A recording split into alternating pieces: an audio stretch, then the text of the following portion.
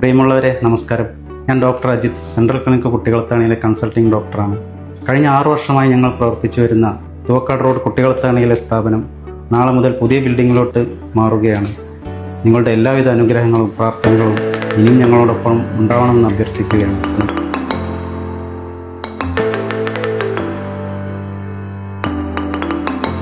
കാരണം പുതിയ ഒരു സംരംഭം എന്നതിനേക്കാൾ ഉപരി ഇത് വിപുലീകരിച്ച് നേരത്തെയുള്ള സംവിധാനം 5 കൊല്ലം കൊണ്ട്